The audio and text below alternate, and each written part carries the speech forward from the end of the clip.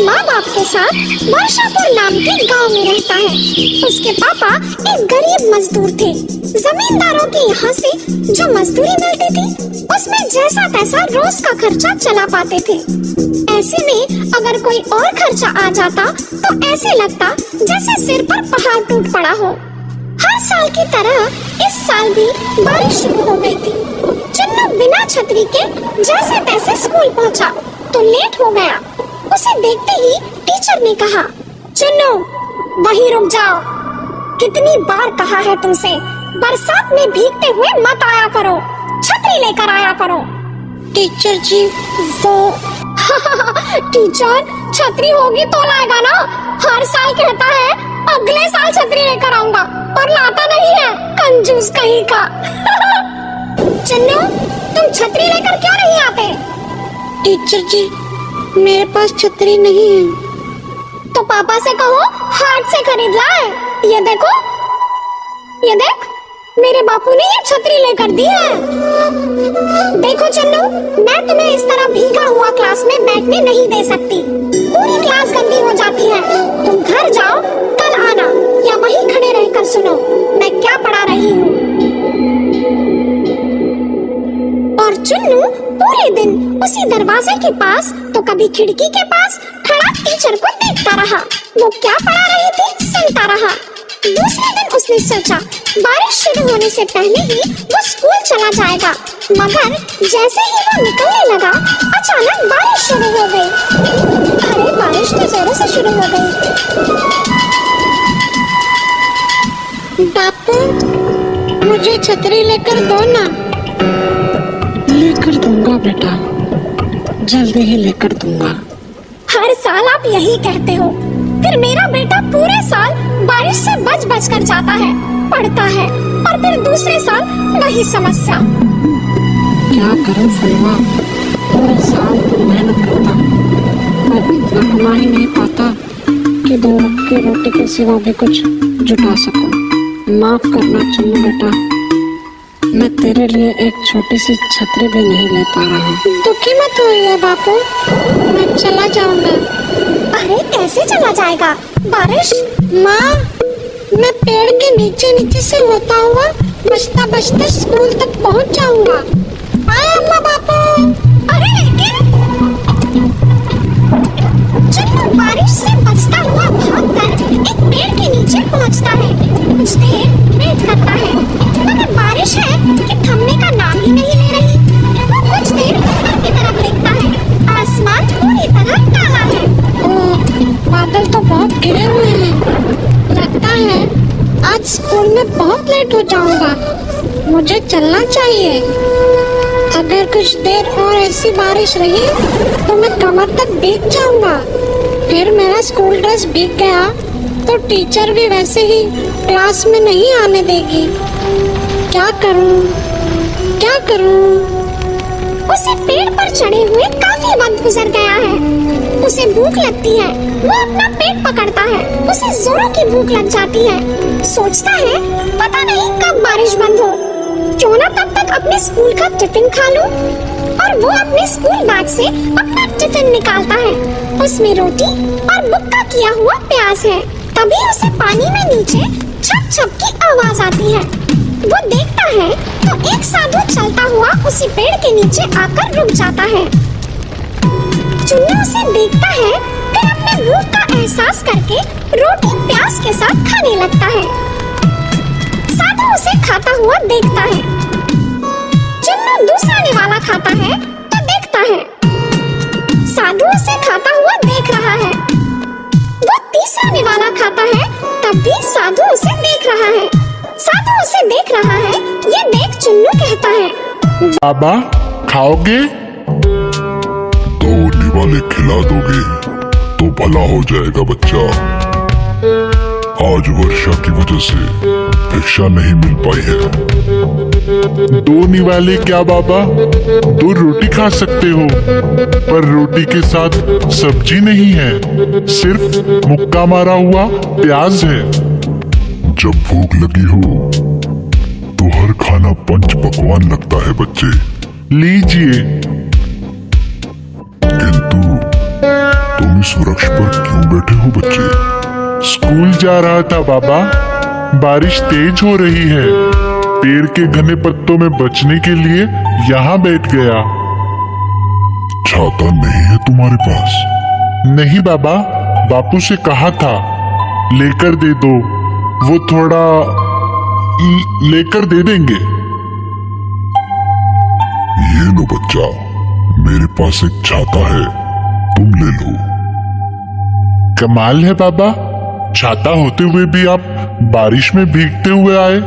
हम साधुओं को छाते की क्या जरूरत? हम साधुओं को छाते का क्या काम? ठंडी गर्मी बारिश कुछ भी हो, हम तो कुदरत के हर रूप का आनंद लेते हैं।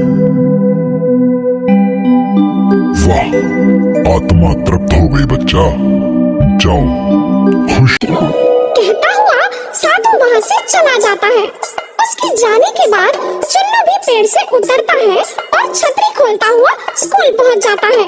स्कूल में सभी उसे इतनी बढ़िया छतरी लिए आया देख चौंक जाते हैं। अरे चुन्नू, आज छतरी होकर भी तुम लेट हो गए। अब तो स्कूल छूटने का टाइम हो गया है। कल से लेट नहीं होऊंगा टीचर जी, अभी अभी छतरी मिली है मुझे। जरूर कहीं से चुराया होगा गप्पू। सभी बाहर आते हैं तो देखते हैं बाहर बहुत ही तेज हवा चल रही है, आंधी सी, और फिर अचानक बारिश शुरू हो जाती है। ये देख सारे बच्चे अपनी अपनी छतरी खोलते हैं। 2-3 बच्चों के पास छतरी नहीं है। ये देख गप्पू एंड फ्रेंड्स अपनी अपनी छतरी खोलते हुए उनकी ओर देखकर हंसते हैं। तभी चुन्नू आता हुआ अपनी छतरी खोलता है और उन 2-3 बच्चों से कहता है, आ जाओ, तुम तीनों भी आ जाओ। अरे हम तीनों इतनी सी छतरी में कैसे आ सकते हैं? अरे पूरी तरह भीगने से तो अच्छा है कुछ कुछ बच जाना। आओ, देखो बच रहे हैं ना हम चारों। हाँ यार, तुम्हारी छतरी तो बहुत बड़ी है। इनकी छतरी कौवा बन गई। गप्पू आ जाओ, मेरी छतरी में आ जाओ, बारिश बहुत तेज है। नहीं नहीं, मैं आऊंगा तुम्हारी छतरी में। तुम्हारी छतरी में। ए हटो, उसने मुझे बुलाया था। और गप्पू अपने ही दोस्तों को धक्का देकर चुन्नू की छतरी के नीचे घुस जाता है। जैसे ही वो छतरी में घुसता है, छतरी फिर कुछ बड़ी हो जाती है। तभी बाकी दोस्त भी आकर उसकी छतरी में घुस जाते हैं तो छतरी और भी बड़ी हो जाती है। सभी उसके नीचे सुरक्षित आ जाते हैं। सभी गांव की ओर चल देते हैं। अब रास्ते में एक एक करके कई लोग मिलते हैं। वे भी चुन्नू की छतरी में घुस जाते हैं। धीरे धीरे छतरी इतनी बड़ी हो जाती है कि लिया होता कुछ काम। हमने सुना है तुम्हारे बेटे के पास इतनी बड़ी छतरी है कि पूरा गांव उसके नीचे बारिश से बचता हुआ आ गया। नहीं तो ये देखिए, ये तो बहुत छोटी सी छतरी है, एक बच्चे को बचाने के बराबर। ऐसा कैसे हो सकता है? हमने खुद अपनी आंखों से देखा था। देखा है ना छोटी ही छतरी, पर मैंने तो देखा था। जमींदार साहब, हमें भी भीगने से बचा लो। अरे ये छतरी तो बड़ी होती जा रही है। देखा, मैंने कहा था ना। चुन्नू बेटा, तुम्हें ये छतरी कहाँ से मिली? ये मुझे आज एक साधु बाबा ने दी थी। ओ, तभी ये जादुई छतरी है। इससे तो हम पूरे साल के लिए पानी स्टोर कर सकते हैं। कैसे जमींदार साहब? इसके नीचे जितने भी इंसान आते हैं, ये उतनी ही बड़ी होती चली जाती है। हम अपने गांव और तालाब के बीच चुन्नू को ये छतरी लेकर खड़ा कर देंगे।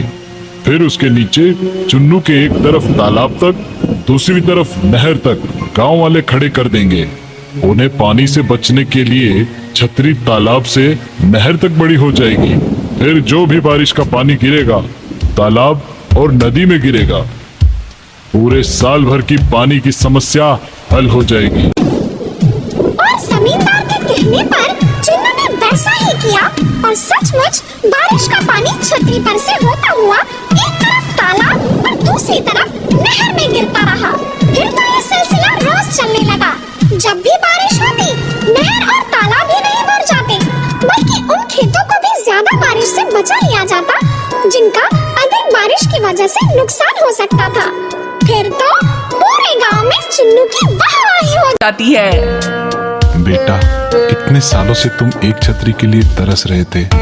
अब देखो, तुम्हें ऐसी छतरी मिली है कि तुम हमारी ही नहीं पूरे गांव की रक्षा कर रहे हो। हमें स्कूल में पढ़ाया गया था बापू, सब्र का फल हमेशा मीठा होता है। बच्चों, कभी कभी खेल खेल में कुछ ऐसा हो जाता है कि जो बाद में हमारे लिए मुसीबत बन जाता है। आज की हमारी कहानी खेल खेल में हुई एक ऐसी ही गलती की कहानी है। ढोलकपुर गांव में एक प्यारी बच्ची अपने परिवार के साथ रहती थी। वो बहुत ही सुंदर और सुशील थी। घर वाले ही नहीं, पूरे गांव वाले उसे प्यार से मुन्नी कहते थे। एक दिन की बात है, ठंडे ठंडे पानी से नहाकर आई मुन्नी घर के आंगन में खुले बाल लिए लेटी अपने बाल सूखने का इंतजार कर रही थी। लेटे लेटे उसे झपकी आ गई। तभी वहां एक नागिन का बच्चा टहलते हुए आया और उसके खुले हुए फैले बालों में घुस गया। उसके गीले बालों में उसे इतनी ठंडक मिली कि उसे भी नींद आ गई। कुछ देर बाद मुन्नी की माँ ने आकर मुन्नी को उठाया। मुन्नी, ए मुन्नी, उठ, खुले बाल लेकर पड़ी है, ला छोटी कर दूं। मुन्नी, चल ना, कितनी देर से हम तेरी राह देख रहे थे। क्यों, भूल गई? आज हमारे गुड्डा गुड्डी की शादी है। अरे हाँ, चल चल। अरे नाश्ता तो कर जा। मैं गुड्डा गुड्डी की शादी में खा लूंगी। उसके बाद मुन्नी अपनी सहेली और एक दो और दोस्तों के साथ गुड्डा गुड्डी की शादी का खेल खेलने लगी। खेल खेलते हुए शादी में 7 फेरों की बात आते ही वो अपनी गुड्डी को उठाकर 7 फेरे लेने लगी। उसके साथ साथ उसके बालों में बंधे सांप के बच्चे के भी 7 फेरे हो गए। चलो, गुड्डा गुड्डी का विवाह संपन्न हुआ। आज से ये दोनों पति पत्नी हुए। मुन्नी, अब तुम अपनी गुड्डी कमला को दे दो। क्यों? अरे क्योंकि शादी हो गई है। अब शादी के बाद लड़की अपना घर छोड़कर पति के घर जाती है। आज से पति ही उसका सब कुछ है। ऐसा क्यों? पति ही सब कुछ है, मैं क्यों नहीं? मुझे तो इतना ही पता है, बाकी बातें जाकर अपनी माँ से पूछो। मुन्नी जब घर पहुंची तो उसके पूछने पर माँ ने उसे बताया, पति क्या होता है? पति वो होता है जिसके साथ हम 7 फेरे लेते हैं। 7 फेरे लेने के बाद पत्नी का पूरी तरह ख्याल रखना, उसे जरा भी नुकसान न पहुंचने देना पति की जिम्मेदारी होती है। मुन्नी के बालों में बंधे नाग के बच्चे ने ये बात सुनी। नाग के बच्चे ने भी अपनी नागिन माँ से जाकर यही बात पूछी, तो नागिन माँ ने भी वही बताया जो मुन्नी की माँ ने बताया था। तब नाग के बच्चे के दिमाग में ये बात बैठ गई। मैंने भी मुन्नी के साथ 7 फेरे लिए थे, तब तो मुन्नी मेरी पत्नी हो गई। आज से उसका ख्याल रखना, उसे जरा भी नुकसान ना होने देना मेरा फर्ज है। और उस दिन से वो हर वक्त मुन्नी के आगे पीछे घूमता रहता। मुन्नी जहाँ भी जाती वो उसके पीछे पीछे पहुँच जाता, और अगर कोई उसे नुकसान पहुँचाने की कोशिश करता। क्या मुन्नी, दिखा, मेरे बाग के आम बीन कर भाग रही है। नहीं, ये मेरे बाग के आम है। झूठ बोल रही है। नहीं, ये सच कह रही है। ये इसी के बाग के आम है। चुप रह, तुझे जाना है तो जा। मुन्नी को तो तभी जाने दूंगा जब ये मुझे आधे आम देकर जाएगी। नहीं, मैं नहीं दूंगी। अरे दे, कैसे नहीं देगी?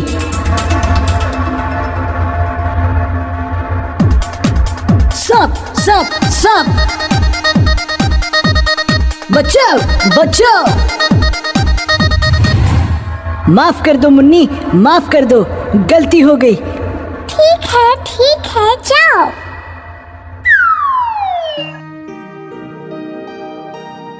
अरे देखा तूने, इस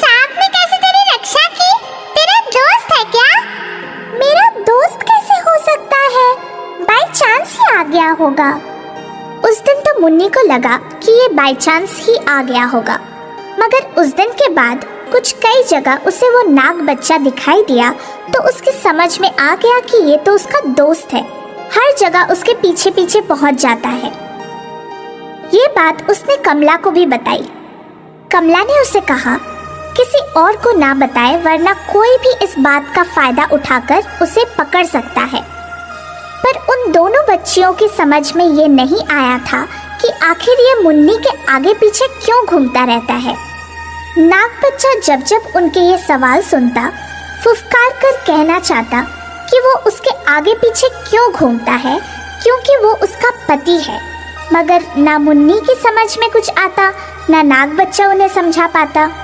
खैर, ये बात उनके बचपने में तो छिपी रह गई, मगर मुसीबत तब हुई जब मुन्नी ने जवानी में कदम रखा और एक दिन उसकी शादी के लिए कुछ लोग उसे देखने आए।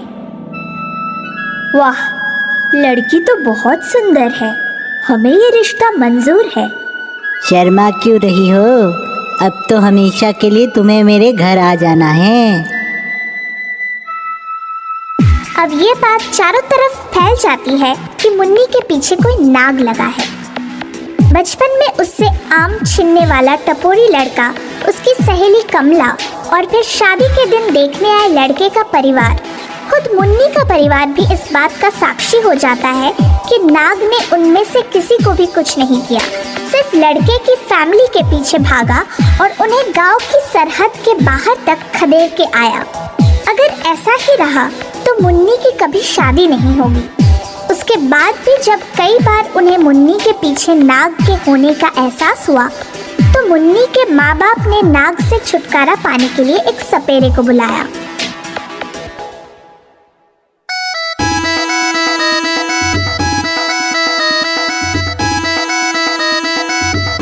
कौन है तू? क्यों पीछे पड़ा है हमारी बच्ची के? घबराओ मत, ये कुछ कहना चाहता है। बोलो, क्यों पीछे पड़ा है हमारी बच्ची के? पति? तू किसका पति है? कैसे? ये शादी नहीं, बच्चों का खेल था। तू जबरदस्ती 7 फेरे ले लेगा तो ये शादी नहीं कहलाएगी। चुपचाप चला जा यहाँ से। तू ऐसे नहीं छोड़ेगा हमारी बच्ची को।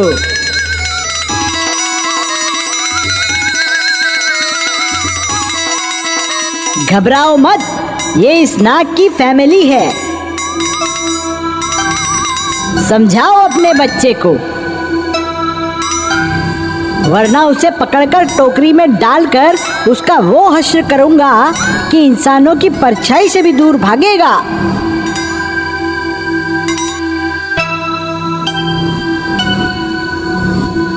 Bye bye. अब आप अपनी मुन्नी की शादी कहीं भी करवा सकते हैं। अब ये नाग इसके पीछे कभी नहीं आएगा। और इस तरह जरा सी गलती से अपने आप को एक लड़की का पति मान बैठा नाग उसका पीछा छोड़कर चला जाता है। मुन्नी की शादी हो जाती है, वो भी सुखी जीवन जीने लगती है। वो आज भी अपने बच्चों को यही कहानी सुनाती है कि इंसान को हर पल हर जगह चौकन्ना रहना चाहिए। पता नहीं जाने अनजाने कब क्या गलती हो जाए जो आगे चलकर हमारे लिए मुसीबत बन जाए।